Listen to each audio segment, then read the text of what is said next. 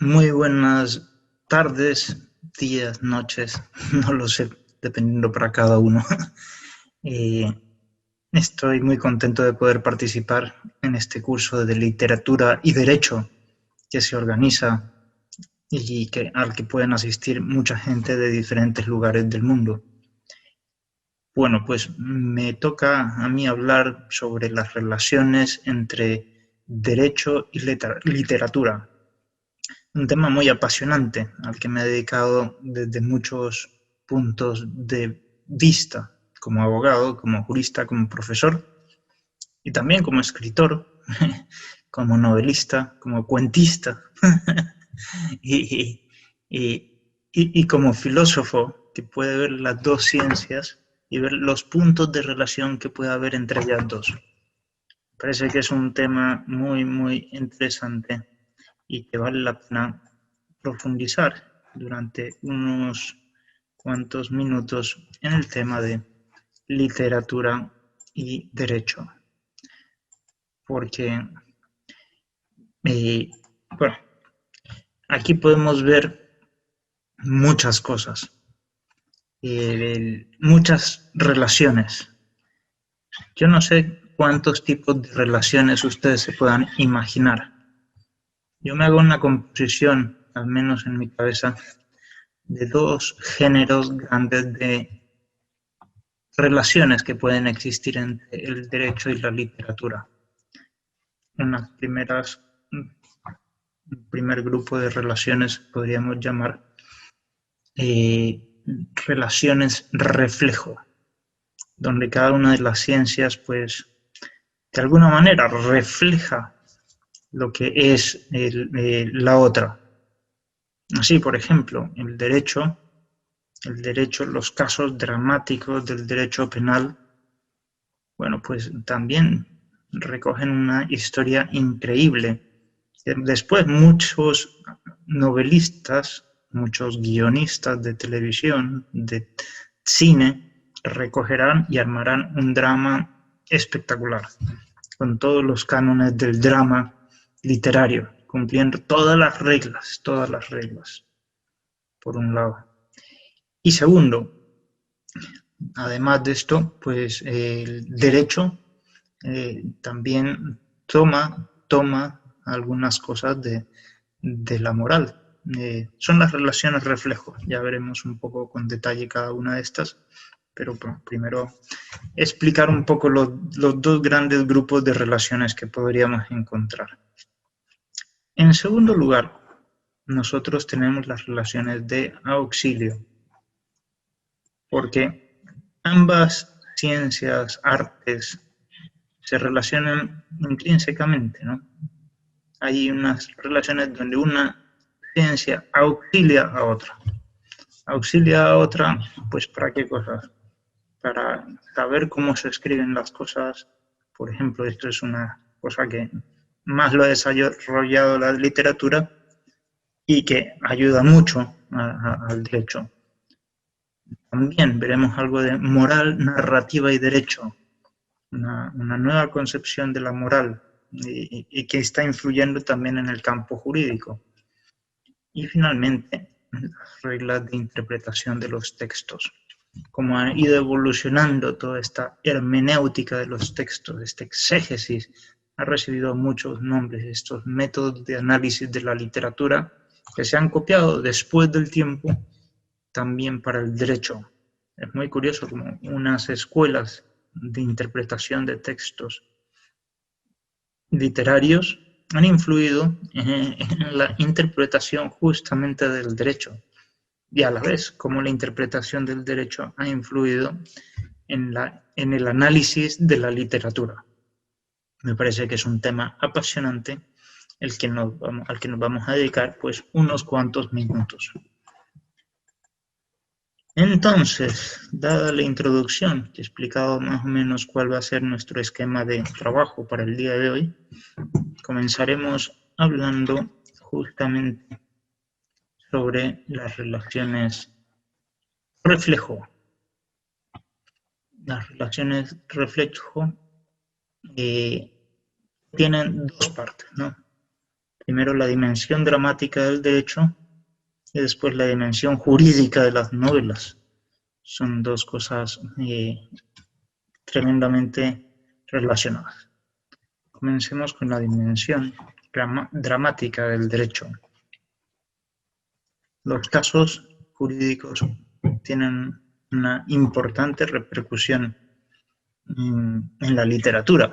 Muchos han sido llevados a la literatura, puestas en escenas en las películas.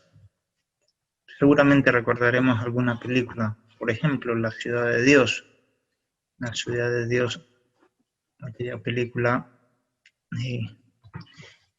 que recoge los acontecimientos de los años 70 de las favelas de Brasil, una ciudad llena de crimen, ¿no? Donde, bueno, se ve efectivamente la historia de un grupo de amigos en un entorno brutal en el que la violencia y el tráfico de drogas son el orden del día. Bien, realmente una cosa muy fuerte, donde uno ve efectivamente cómo uno se encuentra la realidad del derecho, los vicios y tantas otras cosas. Otra película también de la vida real, Atrápame si puedes. Seguramente recordaremos las aventuras de Frank Abagnale, representado por Leonardo DiCaprio, un joven timador y delincuente capaz de suplantar identidades, desde médico a abogado, pasando por copiloto de líneas aéreas y otras cosas más. Fue perseguido por el FBI, una historia real, y ahí interpretado por el agente Tom Hanks, es el actor de esta película. Y bueno, han sido basados en hechos reales. La Ciudad de Dios, además, en una novela de Braulio Mantovani. Efectivamente, porque el derecho recoge la realidad y la literatura también recoge la realidad. Y cuando las dos ciencias o artes recogen la realidad de lo justo y de lo injusto, la definición bueno, lo que dice Ulpiano acerca del derecho, ¿no? Que es la ciencia de lo justo y de lo injusto. Cuando el derecho enfoca su atención y la literatura enfoca su atención, bueno, pues están hablando lo mismo, sobre lo justo y lo injusto, ¿no? Bien, pero obviamente no solo las películas, que tienen una base clarísima en la realidad y en la literatura, ¿no? Y en el drama, en el esquema del drama, sino que también muchas otras novelas conocemos. Matar a un ruiseñor, de Harper Lee, Anatomía de un asesinato, de Robert Travers, Crímenes de Ferdinand von Schirach, El Buffet, de Borja Martínez Echeverría, y El socio, de Grisham, por citar algunas películas, unas novelas, porque podemos reencontrar muchísimas más.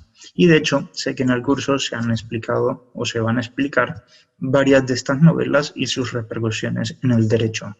Con lo cual, por eso mismo, yo no me entretendré en esta primera clasificación de relaciones que puede haber.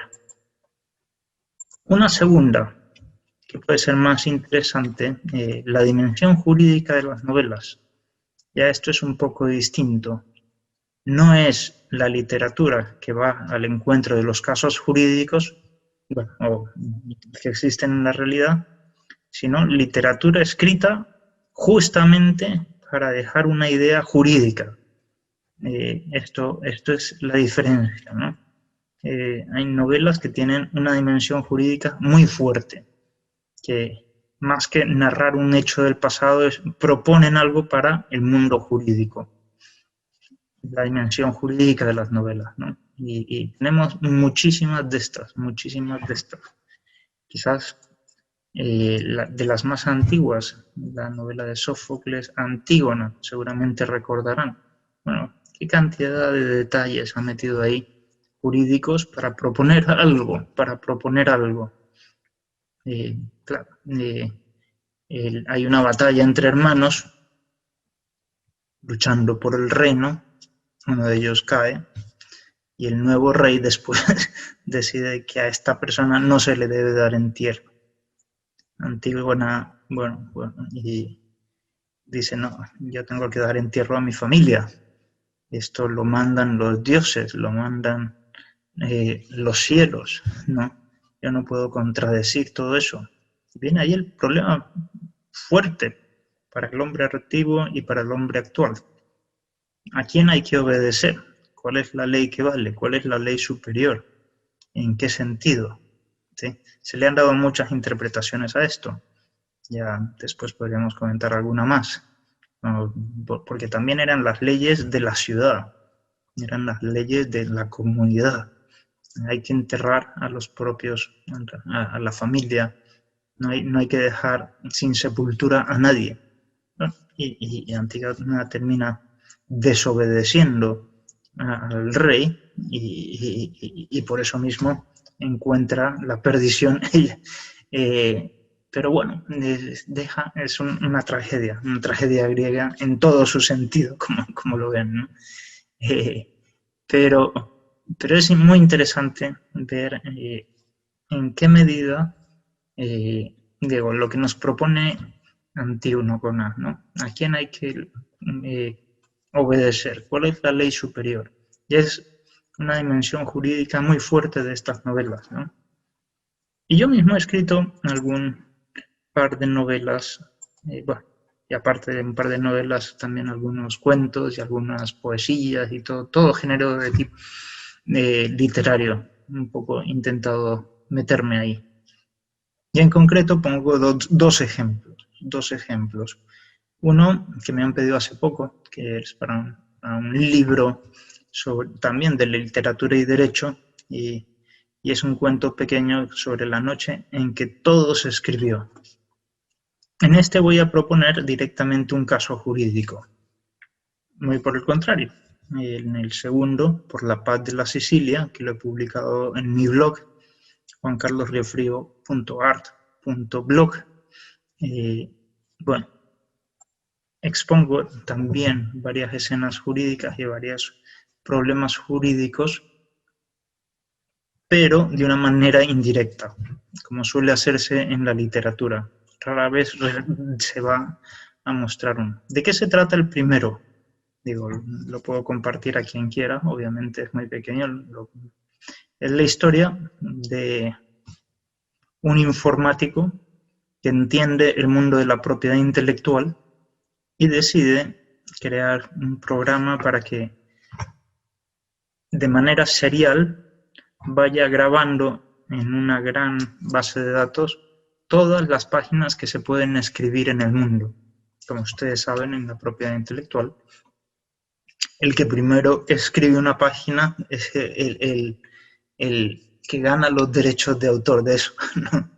¿Qué pasaría si alguien, pues efectivamente, crea un programa serial para escribir todo lo que se puede escribir en este mundo, ¿no? Bueno, obviamente hay unos inconvenientes técnicos porque se requeriría una gran capacidad técnica, ¿no? Y si además yo hago eso y después lo registro o dejo alguna prueba en algún medio público, en los registros públicos de propiedad intelectual, por ejemplo, ¿no? Pues sucedería que ya tengo yo derecho a todas las obras que se escriban de aquí en adelante en el mundo, ¿no? Bueno, ese es el problema que planteo en este primer cuento, pequeño, en la noche en que todo se escribió, en que ya no se puede pensar nada más, no se puede decir nada más, porque si lo dijéramos, si lo escribiéramos, si lo publicáramos, estaríamos violando los derechos de autor de esta primera persona que lo escribió todo, ¿no?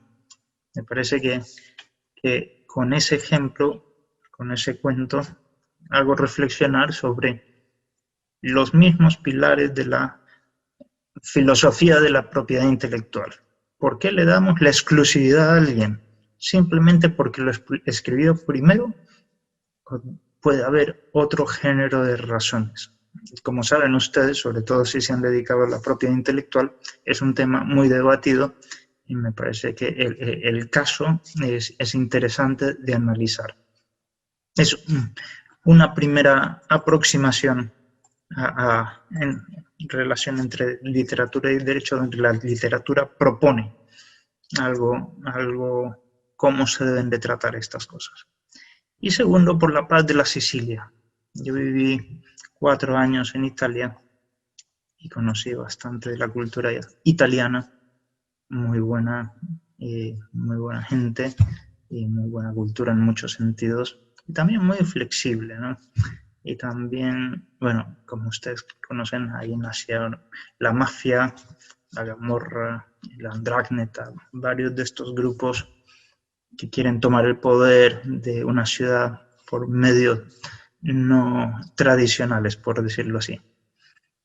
Y entonces nada, simplemente narro una historia de mafia italiana con alguna técnica literaria metida, que es contar las cosas en el orden absolutamente cronológicamente inverso, contando primero el final, después lo que sucedieron 15 segundos antes, después lo que se sucedió un poco antes, un poco antes, un poco antes. Bien, esa es la técnica que utilizo ahí y por supuesto comienzo narrando el final. ¿Cuál es el final? Ahí, el primer párrafo del pequeño relato de Por la paz de la Sicilia. Dice así. Pongo los días, fechas y todo, ¿no? Día de los Muertos, 2 de noviembre de 2007, a las 9:57 de la noche. Lo último que sucedió fue la entrada de los policías a la casa de campo de Luca. Como siempre, llegaron tarde. Tumbaron la puerta. Tras ella apareció tendido en el piso un cadáver sin camisa, con un papel donde se leía: Por la paz de la Sicilia. Al ver el cuerpo que empezaba a descomponerse, los guardias voltearon la vista y contuvieron la respiración. Repugnaba. Expedía un fuerte odor. Las articulaciones ya estaban rígidas y el rostro pálido y desdentado. Los cardenales que cubrían su torso desnudo delataban una deshumana tortura, unos tremendos sufrimientos que no serán descritos en estas líneas. Bien. Como se dan cuenta, es la escena del hallazgo de una persona torturada y con un letrero enigmático: Por la paz de la Sicilia. Me parece que toda la trama de policías y mafiosos, donde no se sabe realmente quién es la figura que está detrás de todo esto, solo se sabrá al final, es muy reveladora, porque nos hace ver que toda esta lucha, tanto de policías como de mafiosos, es por la paz de la Sicilia. En el fondo, cuando uno comete cualquier acción mala, cuando uno comete cualquier crimen también, que podría, o la gente lo hace, en el fondo busca algo bueno. Nadie quiere el mal por el mal. Pero quiere que haya al menos la paz propia, bueno, la tranquilidad propia de lo que sea, ¿no? Y es un poco el juego psicológico. En todo crimen hay un juego psicológico muy profundo, ¿no? Todo se hace por la paz de la Sicilia, o por la paz de la familia, o por la paz de mi futuro, o por la paz. Bien, hasta las cosas más horrendas, Digo, Hitler lo hacía todo por la paz de Alemania, efectivamente, ¿no? Y así. Tantas revoluciones que dejaron tanta sangre, pues se hizo por la paz. Hay que entender la psicología humana para entender por qué se hacen los crímenes, un poco. Me parece que al menos he intentado dejarlo reflejado en este ensayo, que se está publicando poco a poco en diferentes capítulos en mi blog de la página. Ahí lo tienen, es juancarlosrefrio.com. www.art.blog.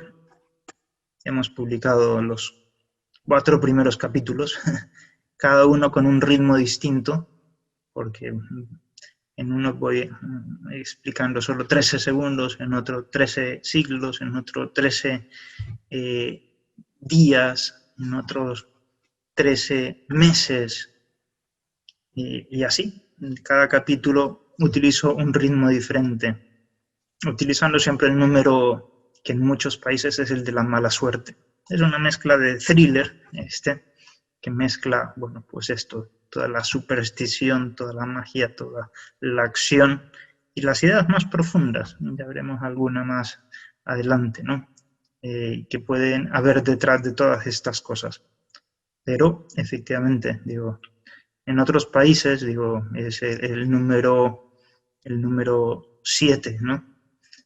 Porque la palabra, digo, en latín, pues, o en otro idioma también puede sonar a muerte, ¿no? En otros es el número 4.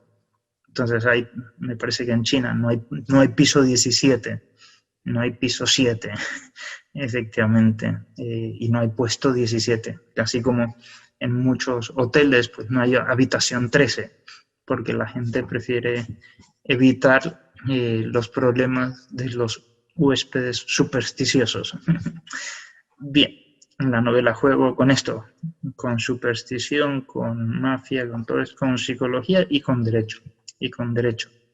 Un poco para mostrar por qué se hacen las cosas también, ¿no? Muy bien. Entonces, después de haber comentado esto, donde se comienza por la última escena y poco a poco se va explicando las raíces, me parece que podemos seguir de haber explicado las 2 formas en que puede haber la dimensión jurídica de las novelas, de una manera frontal, directa, propositiva, de una manera más indirecta, taimada, entrando al hilo de la novela. Pasamos a las siguientes relaciones, las relaciones de auxilio. De auxilio entre los 2 artes, el arte del derecho y el arte de la literatura. Recuerden que el derecho puede ser técnico, pero es un arte, sobre todo es un arte. Así lo entendieron los clásicos, así lo entendió Roma, así lo entendió Grecia, ¿no? El arte donde se mezcla esto, ¿no? La habilidad de dar a cada uno lo suyo es el derecho. Primero hay que encontrar lo que es lo suyo para después poderlo dar. Bien. Y lo primero que sirve de auxilio es el storytelling. El storytelling. ¿Qué es el storytelling? Es saber contar una historia. Saber contar una historia. Y esto me parece que es algo que falta mucho o que se puede mejorar hoy en día. Quizás en el pasado los grandes figuras de abogados pues también eran grandes escritores. Todavía tenemos bastante hoy. Pero hoy se ha perdido mucho la capacidad de escribir con precisión, con exactitud y de manera elegante. Sí, desde luego, cada escrito de un abogado no es una novela. Pero desde luego, la belleza en las palabras ayuda a remover los sentimientos del juez, sin duda alguna. Efectivamente, ¿no? Esto lo decía San Agustín, ¿no? O sea, yo oía a San Ambrosio y lo oía no porque quisiera oírlo, sino que me gustaban sus palabras. Pero sin darme cuenta, pues yo me iba metiendo toda esa doctrina que me iba diciendo. Buscando la belleza, encontré la verdad. Bien, es muy bonita la explicación que da San Agustín de su maestro, San Ambrosio, ¿no? Como saben, él no era cristiano, él se convirtió un poco oyéndole. Pues bien, efectivamente, me parece que saber contar una historia es, primero, lo más básico, ¿no? Para todo el que litiga, para todo el que también hace investigación jurídica, para todo académico y práctico del derecho. Saber explicar una historia. Y para esto es muy importante leer literatura, entender lo que dice la gente en los libros, coger las formas de decir, coger la fuerza de las palabras, la fuerza de las palabras. ¿Qué poder tienen las palabras que pueden convencer? Y si se dicen bien, son capaces de convencer a mucha gente, ¿no? Bueno, hay que saberlas utilizar. Esto es muy interesante, porque aparte no es solo una cuestión formal. El storytelling no es solo una cuestión formal. El storytelling también es una cuestión de forma, de fondo. Es entender al ser humano, entender la naturaleza. El derecho, lo dicen muchos filósofos del derecho, está en todo, está en toda la realidad. Toda la realidad tiene una dimensión jurídica que hay que captar, la realidad humana especialmente, ¿no? Y entonces, si queremos entender el derecho, tenemos que entender al ser humano, y si queremos entender al ser humano, hay que leer mucha literatura. La literatura nos enseña muchas cosas.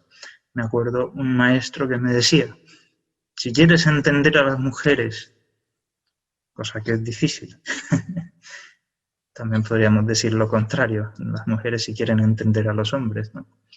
Si quieres entender a las mujeres, lee Ana Karenina. Ana Karenina es una lección de la psicología femenina. Y es verdad, al menos uno entiende un poco más leyendo literatura a las mujeres y ellas a los hombres, pues efectivamente. Y si entendemos mejor al ser humano, entenderemos mejor el derecho, porque decíamos, y lo dicen varios filósofos, el derecho es un reflejo de la realidad, o la realidad tiene una dimensión jurídica increíble. Por eso es muy importante, para no ser solo técnicos del derecho que aplican la ley como si fuera un formulario que hay que llenar y que a uno le da el resultado de la computadora, pues bien, si no queremos ser meros tecnólogos del derecho, sino verdaderos abogados, juristas profundos, hay que leer mucha literatura para entender lo que hay de fondo en todo esto. Pues bien, es el storytelling. Eso es muy importante actualmente. Dedicarle pues toda la profundidad que podamos, bueno, pues, a leer literatura y sacar de ahí tanto las formas de decir como los argumentos y la estructura de los argumentos, y finalmente lo más de fondo, ¿no? La noción de ser humano, la comprensión de la psicología de cada persona, la identidad de cada persona. Eso nos ayuda mucho la literatura. Muy bien. Después de decir alguna palabra sobre esto, pues podríamos añadir algo más sobre otra relación de auxilio, en que tanto el derecho, la literatura y la moral trabajan los tres juntos. Y esto es muy interesante y probablemente para muchos de ustedes será la primera vez que lo oigan, y vale la pena al menos tener unas cuantas ideas sobre el tema. Todos, al menos los que estamos aquí en este foro, pienso que habremos leído alguna novela, algún cuento al menos, y habremos visto que hay un orden espectacular, mucho más pensado, mucho más meditado por el autor de ese cuento, de esa novela, de lo que pensáramos, ¿no? Y si es un clásico, muchas veces, bueno, pues le ha dado muchas vueltas el autor, ¿no? Y se ha preparado mucho para escribir eso, más de lo que pensamos. Y si pone algo al principio es porque después va a pasar algo, y después esto tiene que desencadenar algo para concluir en algo. Esto está muy estudiado desde Aristóteles, por lo menos. Cuando escribió la Poética, bueno, puso en la Poética algunas reglas, ¿no? De cómo se debe estructurar el drama. Y esto es muy interesante porque esas mismas reglas las siguen utilizando hoy para escribir todo género de dramas, también películas. cualquier película, hasta de acción, siguen utilizando la poética de Aristóteles. La primera regla de la poética de Aristóteles para que haya un gran drama es una que no la voy a decir ahora.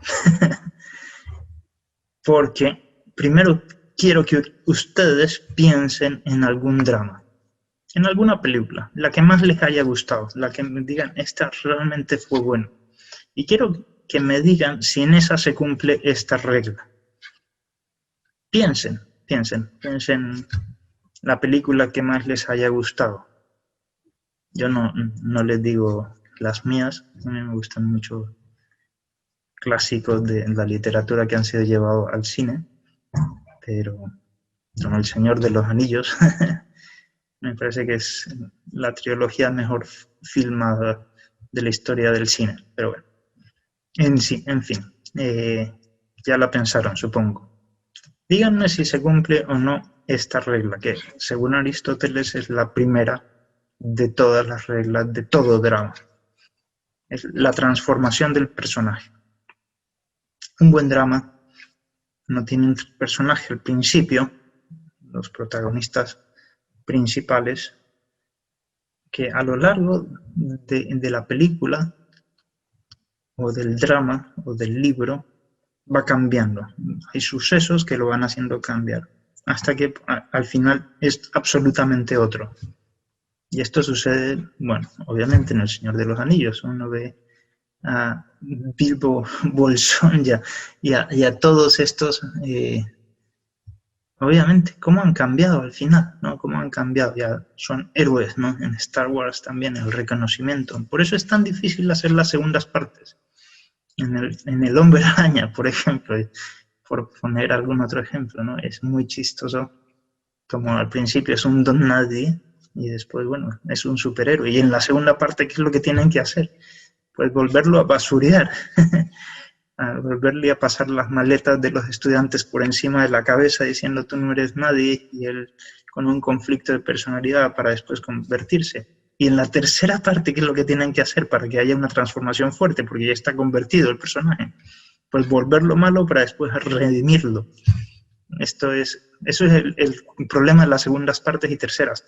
Que es muy difícil que tengan la misma fuerza del drama de la primera, porque el personaje ya está transformado.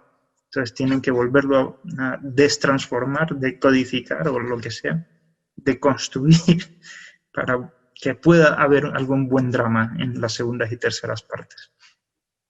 Bien, y esto es muy interesante, ¿no? Después hay, bueno, muchas técnicas literarias para ir dándole fuerza al drama. Y desde luego hay una continuidad en la exposición de las cosas. Piensen ustedes, por ejemplo, en una película que también fue un libro, La vida es bella, ¿no?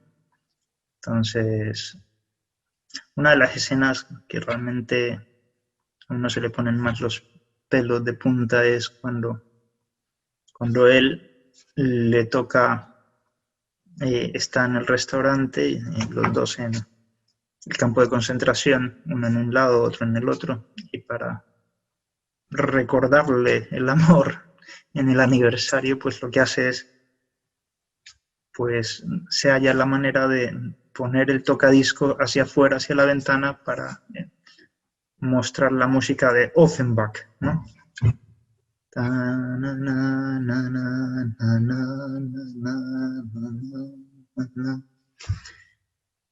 Pero claro, ese momento ha sido muy preparado antes. Cuando recién comienzan las visitas a ella, él queda enamorado y entonces escucha esa canción. Y con su amigo le comienza el diálogo y no sé si se acuerdan. Y él dice, es magia esto, ¿no? Esto es magia. Offenbach, ¿no? Esa canción. Y después, cuando él está con ella, pues justamente ponen Offenbach y se produce la magia, ¿no? Entonces, cuando ya uno le ha repetido la misma melodía un par de veces en dos escenas clave, la tercera, dentro del campo de concentración, en unas circunstancias muy difíciles, pues ya sabe a nostalgia. Esto ya lo he escuchado. Y efectivamente, y uno comienza a dar cada vez más significado a un elemento que son unas pocas notas. Pam, pam, pam, pam, pam. Y comienza a saber a melancolía. Es como la vida, que a veces pasan los años y comienza a saber a melancolía. Pues bien, efectivamente, en la historia todo se va acumulando, todo lo que ha pasado va cargándose cada vez más de sentido y va cogiendo una fuerza cada vez más grande. Por eso es muy difícil, si uno ya se ha leído el 80% del libro, si es un buen libro, no terminar. Es muy difícil, porque uno ya tiene una cantidad de significado y las grandes novelas cuando terminan uno dice, bueno, ¿cómo me hubiera gustado seguir adelante? ¿No? Porque va creciendo la fuerza de lo dicho, del sentido, de las palabras, del sentido de la historia. Bueno, eso es unas breves pinceladas de cómo se escribe el drama. Digo, hay que dedicar mucho tiempo, y se lo digo como autor de varios escritos, a la estructura del drama, a explicar esto pensando en el final, cómo darle fuerza al final, cómo darle fuerza a los elementos que hay en juego en una novela. Pues bien, algo parecido es la vida, dice la moral. Sobre todo una parte de la moral que es la moral narrativa. La moral narrativa, que dice, toda vida se escribe como una novela, porque efectivamente todos los hechos que uno va haciendo repercuten en la misma persona. Y efectivamente, si una persona ha sido, digo, las cosas que hacemos no quedan en el pasado, se van quedando como cicatrices en nuestra piel. Si uno mata, no es que maté ya, eso pasó a otra persona que no era yo, uno se convierte en asesino. Basta un solo asesinato para uno ser asesino toda la vida. Efectivamente, después uno se podrá enmendar y todo esto, pero ya es asesino, ¿no? Así como basta dar a luz una sola vez para que una mujer sea madre toda la vida. Sí, efectivamente. Cada acción que hacemos deja una huella en nosotros, deja una cicatriz. Dice quiénes somos. Nuestra identidad está hecha a base de muchos actos a lo largo de toda nuestra vida. Y la moral más profunda, que es la moral de las virtudes, muestra cómo las acciones dejan una inclinación a actuar de esa misma manera. Si nos esforzamos por hacer acciones buenas, cada vez será más fácil hacer cosas buenas. Y esto tanto en el plano intelectual como de la voluntad. En el plano intelectual, si nos esforzamos por estudiar, cada vez será más fácil entender una parte de la ciencia, el derecho, la literatura o lo que sea, la física, las matemáticas, porque uno va construyendo hábitos intelectuales y nos van haciendo valer más. Y al final de la vida, pues tenemos toda una montaña y ese conocimiento, somos unos sabios, por decirlo así, porque hemos acumulado esto. Y una persona que termina la carrera de Derecho ha acumulado una cantidad de conocimientos y por eso la pueden contratar en el mercado laboral, porque esa persona vale más, al menos para esa específica tarea. Bien, y también hábitos en la voluntad. Una persona no sé si habrán notado que en toda reunión hay gente que siempre llega en punto y otra que suele llegar tarde. Y yo me acuerdo de una clase donde tenía 2 personas, una que vivía muy lejos, a 2 horas de la universidad, y siempre llegaba en punto. Era realmente admirable. Y otra, que más bien vivía cerca, y muy cerca, podía venirse caminando, pero venía en carro porque después tenía que ir a otro lugar, y siempre llegaba tarde. Y siempre me contaba una historia tremenda, ¿no? Me decía, pero bueno, es que aunque usted no lo crea, hay un semáforo que es muy complicado y uno hasta pasar el semáforo. Y claro, digo, y esa persona pues se perdía los primeros minutos de la clase, no entendía toda la clase después y siempre tenía que poner excusas y vivía con el temor de quedarse en faltas. Bien, las virtudes son cosas que nos facilitan, ¿no?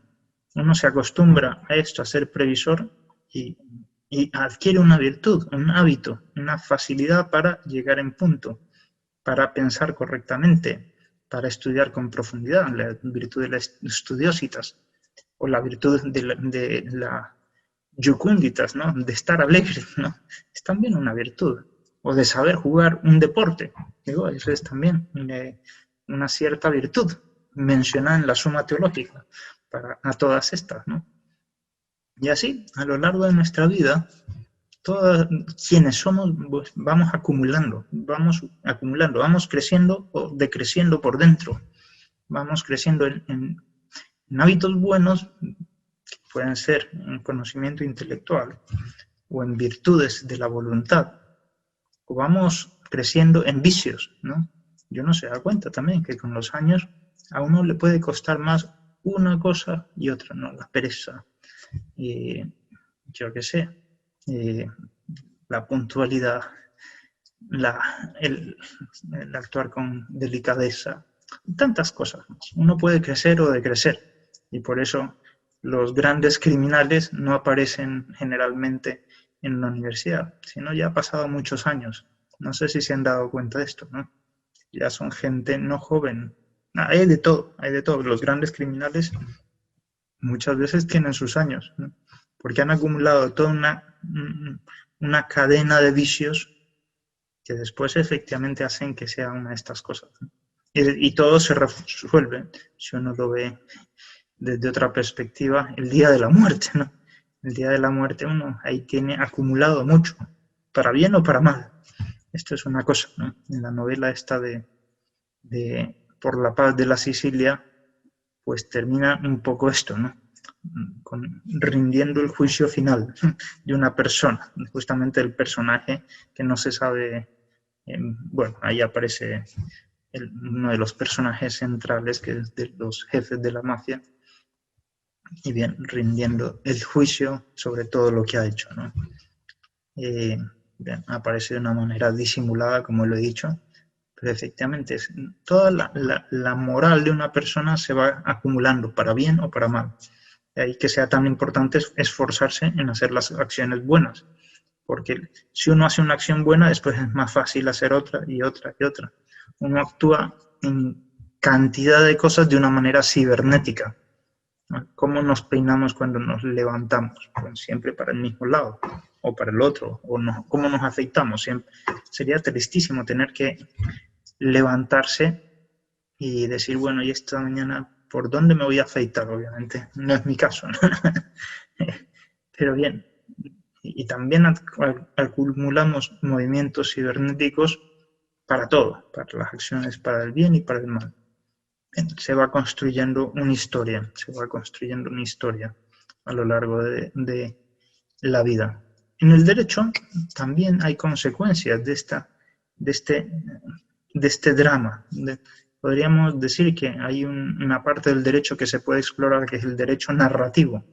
Cómo se narra, es decir, cómo se explican las historias de los criminales. Bueno, efectivamente, muchas veces uno se da cuenta. Los criminales pues han acumulado toda una vida, una pasada vida, ¿no? Y hay cosas que les pueden ser imputables y otras que no les son imputables. Efectivamente, puede ser que hayan adquirido un hábito malo porque ha habido una mala familia, han vivido en un mal lugar, no han tenido formación. Pues ese criminal, como ustedes saben, sería mucho más disculpable de otro que no ha tenido toda esta vida dura. Pues efectivamente habría que disculparle más, porque efectivamente esa persona no está en control 100% de su voluntad. No tiene todos los recursos intelectuales que otra persona tendría. En cambio, aquella otra persona que sí los tiene, pues habría que imponer una sanción más fuerte en caso de que hubiera contraído alguna cosa, violado alguna ley. Bien, también esto es muy interesante porque así como en el cuento en este ensayo que les he escrito de la paz de la Sicilia, se comienza a narrar primero lo último que ha sucedido, después pues todas las causas de por qué ha sucedido eso. Así nos llegan las historias a los abogados cuando nos las cuentan los clientes. Así le llegan las historias a los jueces cuando llegan los abogados. Esto es muy curioso, porque lo primero que uno se entera es esto, ¿no? Hubo un muerto, hubo un incumplimiento del contrato, están reclamándole que pague. Ya es lo último que ha sucedido, es lo último. Y poco a poco vamos escarbando y vamos sacando del pasado toda la historia, como en el Papás de la Sicilia, esta historia contada de atrás, de adelante para atrás, ¿no? De lo último que ha sucedido hasta lo que ha sucedido hace tiempo. Bien, y así nos llegan las historias, efectivamente. Y hay que saber desentrañar, hay que hacer buenas preguntas. Un abogado, esto me lo decía el jefe del estudio jurídico, Coronel Pérez, digo, muchas veces tiene que enfrentarse con esto, ¿no? Con que el primero que le miente es el cliente. Porque le dice, bueno, es que este caso es así y el otro es el que hizo todo mal. Y el abogado muchas veces se da cuenta que el otro no lo hizo del todo mal, que quizás es el cliente el que también tuvo alguna falta, ¿no? Bueno, pues efectivamente hay que saber leer las vidas de las personas. Hay que saber leer las vidas de las personas. Toda vida, la nuestra también, bueno, es una historia de literatura. Se podría escribir en los anales de la historia de la humanidad, por supuesto, y allí está escrito, ¿no? Se escribe ahí con la tinta de nuestros esfuerzos, de nuestras batallas, de nuestras acciones. Obviamente, ya la leerá Dios y la leerán todos los ángeles y los santos y sobre esa historia que estamos escribiendo cada día seremos juzgados. Obviamente, esto es una consideración más de fondo. Pero más allá de esto, efectivamente, también esta historia la leen los abogados y los jueces, ¿no? Y hay que ser lo más sincero posible para desentrañar el sentido profundo de esa historia. Porque es la historia que tendremos que primero entender para después, como abogados, quizás defender cuando haya que defenderlo. Y también para explicarle al cliente, usted no está en lo correcto en esto. Aquí hubo una falta, esto hay que decirle, esto lo podemos subsanar así. Y hay cosas que podemos defender y hay cosas que no podemos defender como abogados, en el sentido ético de la palabra, porque los abogados no estamos, digo, para ganar plata, para eso es otra profesión, ¿no?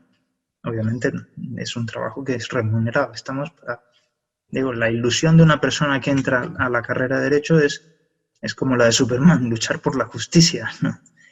Después la vida pues puede hacer cambiar mucho las razones por las que uno ejerce la profesión, pero es muy bueno recordar, volver a esos ideales del principio de la carrera. Muy bien, dicho esto, de la moral narrativa y el derecho, finalmente tenemos la última relación de auxilio entre literatura y derecho. Es la referida a las reglas de interpretación de los textos.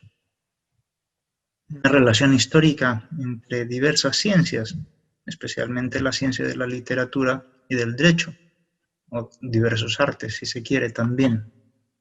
Estas dos, pues, ha habido una cooperación histórica entre unas y otras, entre la ciencia de cómo entender, desentrañar el significado de los textos, de los libros, de los documentos históricos también, de los documentos religiosos también, y el derecho, cómo entender las leyes, cómo entender el derecho escrito, especialmente los mensajes jurídicos. Recordemos que las leyes, aunque tengan una concepción de que es algo que está muy por encima de varias cosas, en el fondo son un mero mensaje de comunicación. Un mensaje de comunicación que nos transmite quien tiene autoridad sobre lo que él quiere para que nosotros lo cumplamos de alguna manera. Recordemos eso, la literatura es lo mismo, es un medio de comunicación donde el autor nos dice cuál es su visión del mundo para que nosotros le demos algún sentido, para que nosotros expliquemos algo. Esto es interesante, ¿no? O comprendamos algo mejor, de alguna manera. En los dos casos son un mensaje. Y en los dos casos hay que procurar desentrañar el sentido del mensaje. Entonces, escuelas de cómo se leen los mensajes ha habido muchas a lo largo de la historia de la humanidad. Y probablemente la primera ciencia que se ha tomado en serio profundizar en el sentido más genuino del mensaje es la exégesis bíblica. Porque el texto más querido de todos no son las leyes, desde luego. Tampoco la literatura. Tampoco los documentos históricos. El texto más querido en la historia de la humanidad son los libros sagrados. Hay muchos libros sagrados, los Vedas, el Corán, la Biblia, por supuesto, que ha merecido la atención de las mejores mentes de la historia de la humanidad, sin duda alguna, las más profundas, y que han sacado muchos tesoros de estos libros, de todos estos libros, especialmente de los libros que tengan más verdad, obviamente, ¿no? Se puede sacar más verdad de lo que tiene más verdad. Sí, no opera de otra manera, desde luego, ¿no? Y por eso, de la primera escuela que se ha creado para entender bien los textos sagrados es la exégesis bíblica, para entender el texto, ¿no? Y la exégesis bíblica, pues, ha traído una serie de herramientas muy interesantes para desentrañar el mensaje que hay en los textos. El primero de todos estos utensilios es la regla de interpretación literal. ¿Sí? Aquí hay un error. Es la literal, la que deja ver qué es lo que quiere el autor, ¿no? Y esto es lo primero que hay que decir, ¿no? Esta es la primera regla en toda interpretación, en toda lectura. Ver qué dice el texto, dejar que nos hable. No meterle mucha cabeza sobre las intenciones que puede haber esto. ¿Y por qué es la primera? Y esto es lo más interesante, ¿no? Porque sin ella no se tiene acceso al texto. Esto es muy interesante. Es desde luego lo primero, en muchos sentidos es lo primero.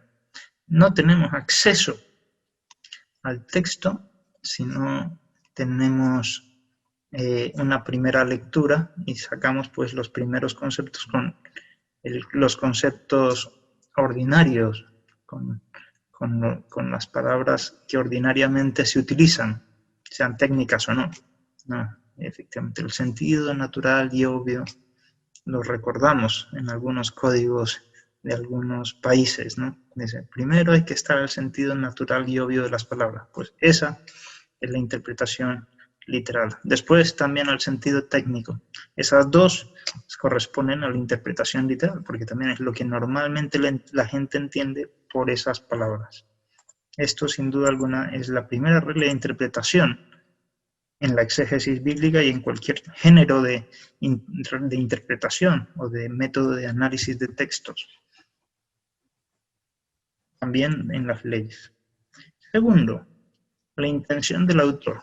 Recuerden, estamos hablando de la exégesis bíblica. Cómo entender el sentido del texto bíblico, que es donde se ha desarrollado primero la hermenéutica, las reglas de interpretación, ¿no?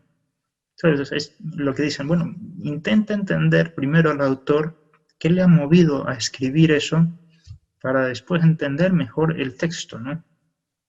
Y encontramos que hay muchas partes de la Biblia que efectivamente tienen una intención, y a veces más de una intención. Esto es lo bonito, ¿no? Que pueden tener una intención doble, un doble significado.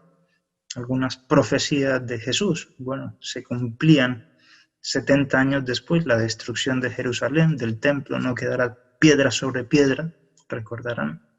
Pero a la vez, esas palabras es una doble profecía. Todas las profecías, o muchas de las profecías que hay en el Antiguo Testamento y también en el Nuevo, muchas veces tienen un cumplimiento más inmediato en los años siguientes, pero también son como profecía del tiempo final que vendrá al final de la humanidad. Y efectivamente, después el Señor desarrolla un poco más esa profecía en ese versículo de lo que sucederá al final del mundo, al final de los tiempos, en la parusía, en la segunda venida del Señor. Bueno, pues es muy, muy interesante, ¿no? Ver la intención del autor. Aquí estamos hablando, desde luego, de textos sagrados, que es donde se ha enfocado, porque son los textos más amados, desde luego, mucho más que las leyes, no son tan amadas a veces. Los textos sagrados sí lo son, y por eso han merecido mucha atención. Y ahí se han creado todas estas reglas de interpretación. De ahí es muy interesante, dicen los exégetas, discernir los géneros literarios. Discernir los géneros literarios. Es decir, ver cada libro de la Biblia en qué género literario se ha escrito. Porque en la Biblia podemos encontrar cosas que se han escrito con mucho rigor histórico. San Lucas, por ejemplo, solía escribir y decía, en el año tal, del reinado de tal, etcétera, de Poncio Pilato siendo procurador, etcétera, daba todos los datos históricos para poder poner la data lo más posible, perfectamente posible, según los cánones históricos de la época. Pero no todos los libros son así. Hay algunos que son refranes, ¿no? Los proverbios, ¿no?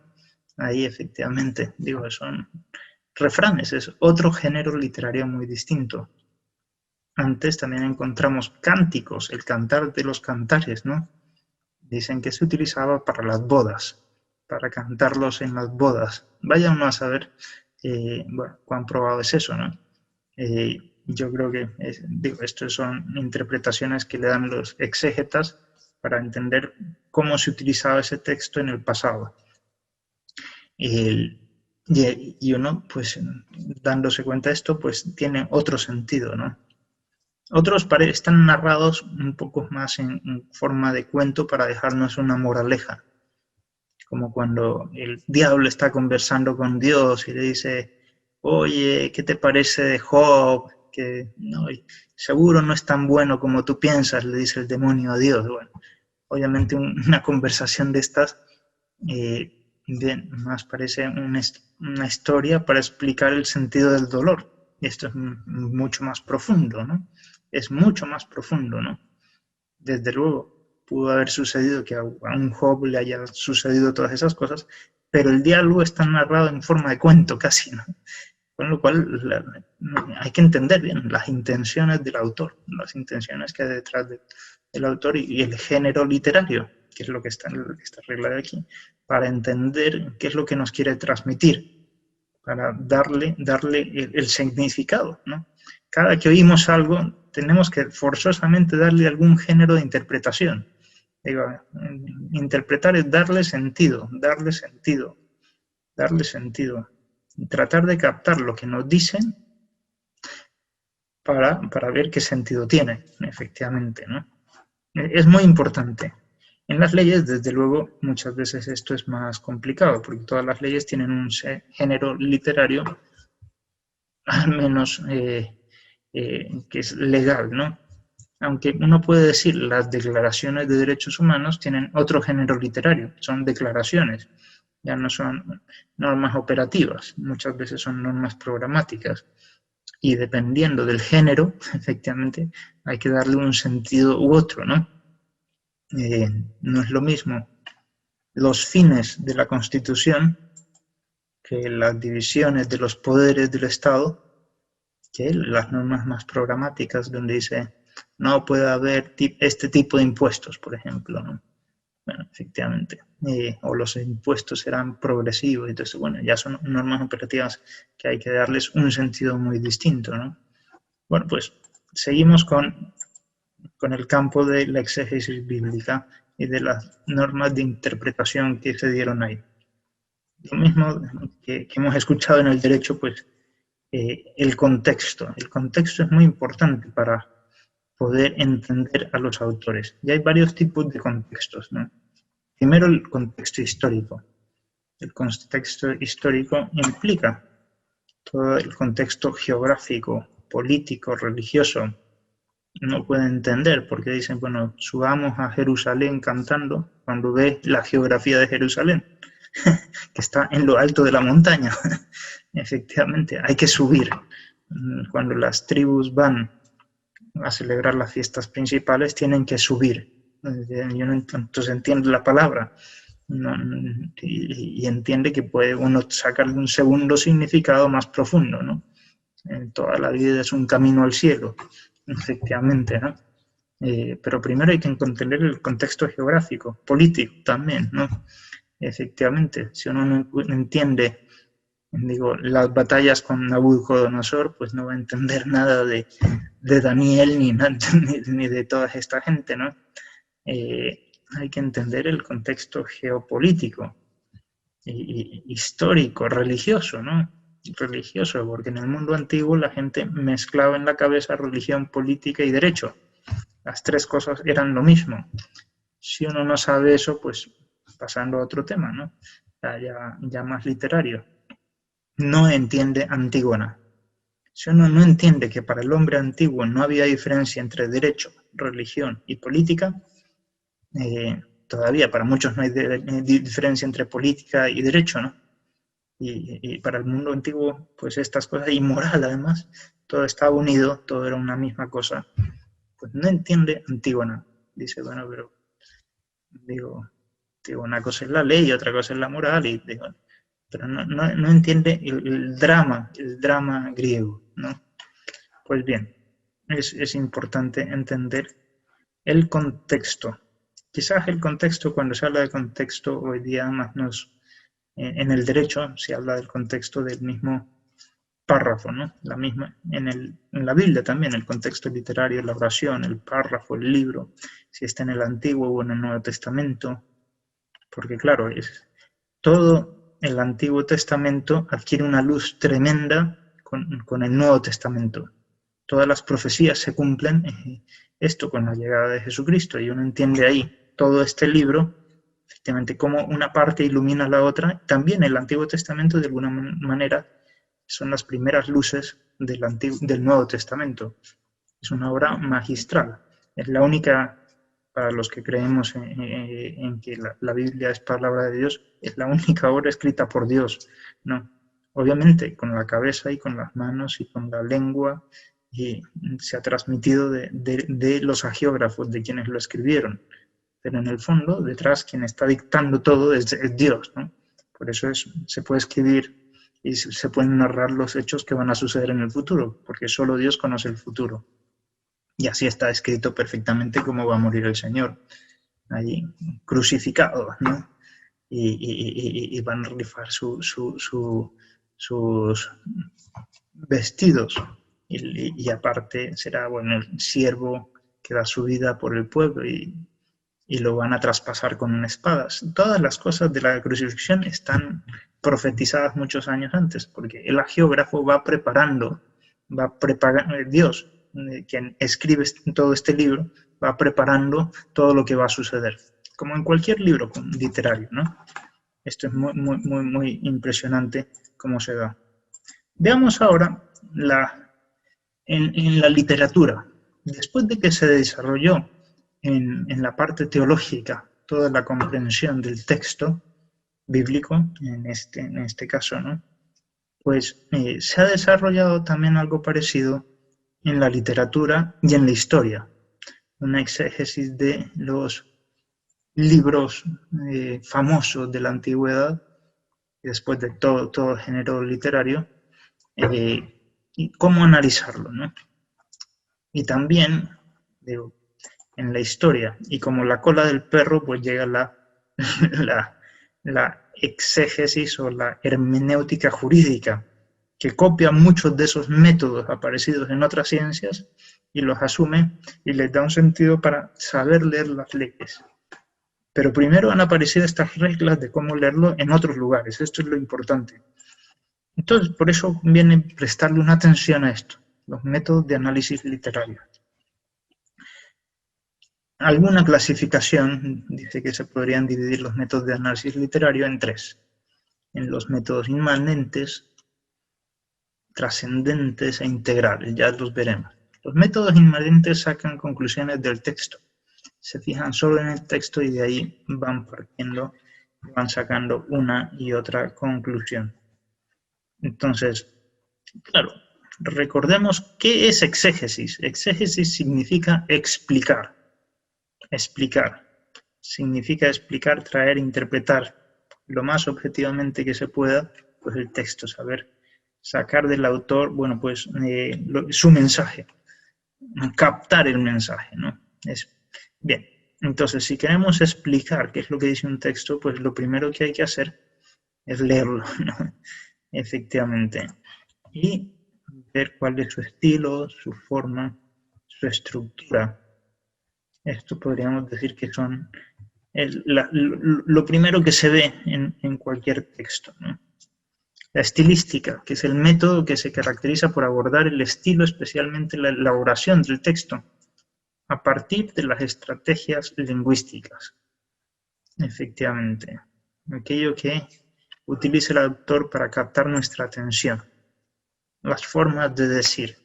Cada personaje en los buenos libros pues habla de una manera diferente, piensa de una manera diferente, tiene seguramente frases que se repiten una y otra vez, ¿no? Efectivamente. Bueno, pues eso es la estilística. Y el formalismo también, ¿no? Ver las formas, la estructura. Digo, si siempre pone sujeto predicado, hay autores que se identifican más con el punto y coma, otros con el guión largo, otros con las comillas. Hasta dicen que hay un signo de puntuación para cada autor. Esto es muy interesante, ¿no? Y la estructura, obviamente, que cada uno utiliza. Hay gente que narra sus novelas, pues, cronológicamente perfectamente, otros en zigzag. El extremo es lo que yo he puesto ahí, contado todo absolutamente de lo último hacia lo que ha sucedido antes, ¿no? El orden inverso, que es un extremo literario, por la paz de la Sicilia, ¿no? De ahí tenemos los métodos trascendentales, que estudian el texto con otros elementos de afuera, que están más afuera, ¿no? Ya no solo se dedican a lo que está dentro de las letras, de las páginas de un libro, sino, bueno, qué cosas de afuera nos sirven para darle sentido. Ahí tenemos todas las reglas de la hermenéutica, de la psicocrítica, ¿no? Esto se ha puesto de moda mucho el siglo pasado, sobre todo a inicios del siglo pasado, ¿no? Darle el sentido psicológico, hacer un pequeño psicoanálisis del autor, de por qué ha hecho esas cosas, por qué ha escrito eso, por qué ha puesto tales escenas. Y entonces, claro, uno se da cuenta que si son autores de posguerra van a tener un estilo un poco más negro, más triste, que si son autores, bueno, de otra época, en el postmoderno, ¿no? Ya es romper la regla por romper la regla.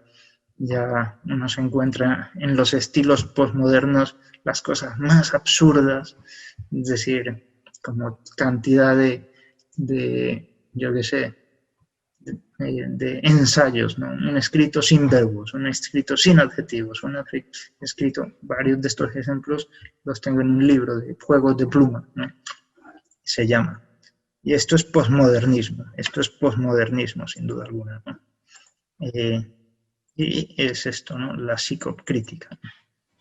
Bien, la poética de la imaginación y la estética de la recepción.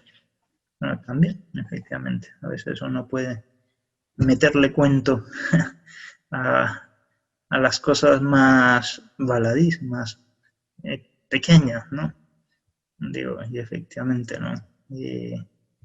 Digo, desde una mirada que uno hace todos los días a la esposa. Efectivamente, pues a base de repetición, esa mirada va acumulando valor. Y claro, y el día que uno no la mira así, digo, algo ha pasado, algo ha pasado, y ella se da cuenta, efectivamente, ¿no? Y así, las acciones en la vida real, tanto como en las novelas, ¿no? Porque el narrador se da cuenta de estas cosas en las vidas, después las escribe y quedan en la literatura, ¿no? Y efectivamente, digo, se le puede meter imaginación a todo esto, y a la hora de interpretar, y esto es lo bonito de la literatura, también uno le puede meter imaginación. Esto es 100% teoría del conocimiento. Vale la pena saber 2 o 3 cosas de la teoría del conocimiento. Bueno, hay muchas teorías del conocimiento, yo me muevo mucho por la clásica, y la clásica, bueno, pues más profundizada por Leonardo Polo, pues dice, lo que conocemos, bueno, pues captamos las nubes que hay en el espacio y que estamos viendo ahora detrás mío, ¿no? La forma la obtenemos, y esto es informal. La naturaleza nos informa, nos pone la forma en nuestra cabeza. Cuando pensamos una piedra, yo tengo la piedra dentro de mí, tengo la forma de la piedra, no la materia de la piedra, porque si no estaría muerto. Sería un piedrazo en la cabeza y nadie puede vivir con una piedra dentro del cerebro. Tenemos solo la forma, no la materia, dentro de nosotros. Y eso es, por eso nos informamos, captamos la forma, ¿no? Pero en el proceso del conocimiento siempre nosotros ponemos algo. Hay el intelecto paciente que recibe la forma y el intelecto agente que ilumina. Es decir, no es solo una labor pasiva en términos sencillos. Cuando conocemos, nosotros ponemos algo de nosotros mismos. Le damos sentido a este universo, le damos sentido a todo lo que vivimos, ¿no? Y esto se nota. Por donde pasa el ser humano, cambia la geografía. Digo, no es lo mismo donde no está el ser humano que donde está. Donde ya hay una ciudad, ya hay un pueblo, ya hay unas construcciones, ya. Porque le comienza a dar sentido a este universo el ser humano. No es solo una cosa pasiva, sino que es una cosa propositiva. La libertad tiene mucho de activo. Es más activo que la bomba atómica. Digo, tiene más actividad, desde luego, cualquier ser humano y cualquier inteligencia humana, especialmente. Con lo cual, el proceso del conocimiento no es una cosa solo pasiva, sino es activa. ¿Y esto qué tiene que ver con lo que decimos ahora? Pues lo mismo. El conocimiento no es una cosa pasiva, sino activa. Por lo tanto, y esta es la gran conclusión para la literatura, no se puede leer un libro 2 veces. Cada que lo leemos hay cosas nuevas.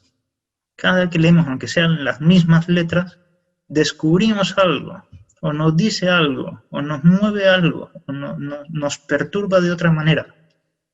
¿Por qué? Porque cuando leemos no es solo una labor pasiva, sino que también ponemos algo de nosotros. El conocimiento es activo y pasivo. Hay un intelecto agente y un intelecto paciente, uno activo y otro pasivo. Bien, y cuando leemos las leyes, exactamente lo mismo. Y esto me lo decía también una persona en mi estudio jurídico. Decía, es increíble cómo uno lee el Código Civil a lo largo de toda la vida y siempre lo lee con una perspectiva distinta. No es lo mismo en una carrera que cuando uno tiene un caso, y que cuando uno tiene otro caso, que cuando uno es el juez. Uno lee las mismas letras de manera distinta. No se puede leer un mismo libro 2 veces. Digo, siempre es otro libro, es otro libro. Y esto es la consecuencia también del libro de las leyes, un código, siempre nos dicen cosas nuevas. Bien, entonces, ese es un poco por decir algo de esto, y la estética de la recepción, ¿no? Hay toda una cantidad de cánones estéticos que evalúan los libros y todas las artes, ¿no? Las artes de la televisión, de la pintura, bueno, pues hay el número áureo, efectivamente, que es para que todo tenga una cierta proporción. Y claro, uno se da cuenta que los que manejan en proporciones el número áureo está bien, agrada normalmente. Digo, y la música, ¿qué diferencia la música clásica de la música de moda? Que las modas pasan y la música clásica no. Que en el fondo la música clásica es porque tiene algo que gusta a todas las generaciones. La música de moda, ¿por qué a una persona le puede llegar a gustar una canción tan absurda como El gato volador? Porque claro, uno lo escucha en el bar con los amigos y se mata de risa de lo absurdo que puede ser una canción así, que repita solo una frase y entonces con el paso del tiempo uno recuerda esa canción y asocia a eso pues las cervezas, los amigos, el momento, la gracia, y claro, se vuelve increíble para el que ha vivido esa canción en el bar porque asocia muchas cosas ahí. Pero en sí no tiene gran valor artístico, estético, el gato volador, sino todo lo que tiene. Y toda la música de moda, solo la que realmente sea buena, perdurará y se volverá clásica, porque gustará a varias generaciones, independientemente de las circunstancias que ha habido. Gustará por la canción misma, no por todas las circunstancias de tiempo y lugar de esa canción, no por todo lo que asocia a la persona a esa canción, sino porque realmente tiene un valor artístico. Esa es la diferencia entre las obras clásicas y las obras de moda. Y esa es también una de las reglas que se valoran en la estética de la recepción. Bien, finalmente los métodos integradores para los análisis literarios, que usan todos los datos del entorno para ver el significado del texto. Y ahí tenemos la semiótica, desarrollada especialmente a inicios del principio del siglo pasado, por Ferdinand de Saussure, Peirce y otros más, y la pragmática. Muy bien. Quería hacer un recuento de las reglas exegéticas que encontramos al menos en estas dos ciencias, la literaria, la exegética bíblica, que son las más relacionadas con la literatura, obviamente no. Pero también hay otras exégesis que se han desarrollado en la historia para entender los documentos históricos, por ejemplo, ¿no? Para entender cuál es el texto original y qué sentido tiene yo qué sé, el código de Hammurabi, ¿no? Digo, hay cantidad de reglas también históricas para comprender los documentos históricos o los monumentos, ¿no? Contrario a los documentos están los monumentos, ¿no? Finalmente, digo, quería mostrar algo de la exégesis o la hermenéutica jurídica, que también tiene sus reglas de interpretación. Ya hemos hecho a lo largo de esta charla alguna comparación, como esas mismas reglas que están en otras ciencias nos han servido para leer el derecho. Pues aquí también tenemos como primera norma de interpretación la literal. Y esto, hemos dicho, y lo repetimos una vez más, es la primera norma de interpretación. En todas las reglas hermenéuticas de la exégesis bíblica, de la de los textos, de la histórica. ¿Por qué? Porque sin esa es imposible el acceso al texto. Primero uno tiene que ver qué nos dicen las palabras sin darle mayor vuelta para después entrar a nociones más profundas del texto, ¿no? Después hay que ver obviamente el fin, y en el fin pueden haber varias cosas, ¿no? El fin del autor que escribió eso, el fin de la norma, porque la norma tiende a independizarse después de que sale de las puertas del Congreso o del Parlamento. Comienza a tener una vida propia, a la que van añadiendo cosas quienes la leen. Recordemos, el intelecto no es solo pasivo, sino activo. Cada juez que lee las mismas normas que salen del Parlamento va añadiendo algo y va creando todo un cuerpo jurisprudencial que dice cómo debe interpretarse esa norma. Y no solo los jueces, sino toda la sociedad. Cuando la lee, probablemente el legislador a veces piensa, no, esto se debe de hacer así, y la sociedad dice, No, eso no. Nosotros lo hacemos de esta manera. Y con los años, la interpretación que prevalece generalmente es la de la sociedad, efectivamente, ¿no? Communis opinio facit jus, dice un dicho romano. La opinión común de la gente hace derecho, hace derecho. Es decir, no es solo recibir, no solo somos máquinas que recibimos información y obedecemos. No, hay un intelecto agente, además del intelecto paciente. Ponemos luz al derecho, ponemos luz a los libros. No se pueden leer un libro dos veces. No se puede leer una misma ley dos veces. Va adquiriendo un sentido, va cargándose de significado con el paso del tiempo cada ley, como los libros, Bien.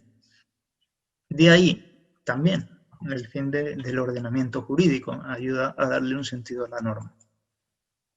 La regla de interpretación axiológica, ¿no? Hay que darle a la norma la interpretación que más se ajuste a los valores constitucionales o a los valores sociales o a los valores culturales en sociedades como la africana, que tiene un corazón muy fuerte de unos valores muy definidos, históricos, pues la interpretación cultural es muy potente, ¿no? Las sociedades indígenas de nuestros países de Sudamérica y de Norteamérica y de Centroamérica, pues bien, hoy por hoy se les da mucha fuerza, ¿no? ¿Cómo esta norma la interpreta este indígena, que aunque es igual para todo el Ecuador o para todo México o para todo Colombia, cómo la interpreta esa persona en su cosmovisión? Eso es una cosa muy bonita y me parece que muy sensata, porque las normas son para seres humanos y los seres humanos son inteligentes y tienen intelecto paciente y agente, tienen luz en su inteligencia. Hay que ver cómo la interpreta cada persona. Bien, la interpretación axiológica. Los métodos inmanentes, podríamos decir, el contexto, la oración, el párrafo, la ley, lo mismo que hemos visto antes en la Biblia, pues exactamente lo mismo aplica aquí. Quizás aquí incluso añadimos interlegal, porque se interpretan unas leyes con otras. En la Biblia también se interpreta un libro de la Biblia con otro libro, ¿no? Se comparan. Y de ahí se han creado cantidad de dichos, de frases, como quien puede lo más, puede lo menos, la interpretación maius minor, o esta que es muy típica en el pasado, hoy por hoy se conoce menos del latín, de rubro ad nigrum valet illatio, pero nigrum potest. Rubro es rojo y nigrum negro. Del rojo al negro vale la ilación, pero el negro puede. Entonces, yo no sé si son muy familiarizados con el latín, pero entonces aquí hay que descubrir quién es el negro. ¿Quién es el negro? Pues el negro y el rojo son los colores con los que se escribían las leyes. Y el negro era para el artículo y el rojo era para los títulos. Entonces, si sabemos eso, ya entendemos el dicho, ¿no? El rojo y el negro deben hilarse, deben de leerse en unidad. Es decir, cuando el artículo habla de algo, tiene que leerse según el título. Pero el negro puede. El negro puede hablar más cosas que no están dentro del título. Y es una regla de interpretación, como se dan cuenta, ¿no? Que es muy interesante para darle el sentido a cada artículo.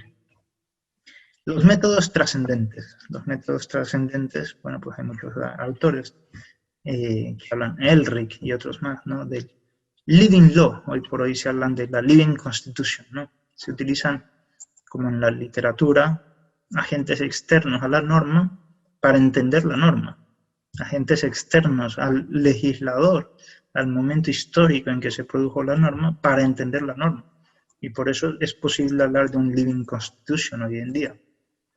Y no solo eso, sino también la interpretación histórica de la norma, del autor. Bueno, obviamente, Eso también es otra cosa de fuera. La psicoanalítica, así como decía, una interpretación de los textos con el psicoanálisis, con la psicocrítica, también.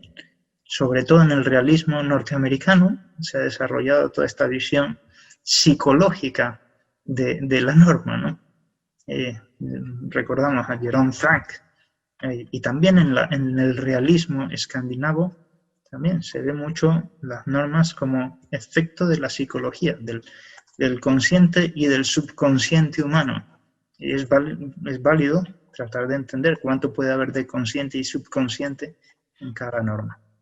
Y finalmente, hoy podemos hablar de muchos métodos integradores, hoy por hoy muy a la moda la interpretación armónica, la interpretación integral que está desde el código napoleónico, ¿no? De inicios del siglo XIX, ¿no? Bueno, efectivamente ya podemos ver cómo todas estas reglas de interpretación que han servido para interpretar los textos más queridos, que han servido para interpretar la literatura, el derecho ha escarbado ahí y ha sacado sus propias normas de interpretación para tratar de darle sentido al mensaje jurídico, a las leyes. Desde luego, no todos son las leyes. Los jueces no son esclavos de los legisladores. Los jueces no están para ser esclavos de nadie, están para hacer justicia. Y las leyes, obviamente, por eso tienen que aplicar las leyes, pero hasta en la medida en que hagan justicia, ¿no? Tiene un sentido el derecho, tiene un sentido la literatura, tiene un sentido las letras, tiene un sentido nuestra vida, aquella vida que se escribe con la tinta de nuestras batallas, en el papel de los años, en los anales de la historia. Bueno, me parece que hemos hablado de algunas ideas, y si tienen alguna duda, pues no duden en escribirme o en hacérmelas llegar y podemos conversar con ellas. Les agradezco mucho y ha sido muy bueno haber compartido este momento con ustedes. Que estén muy bien.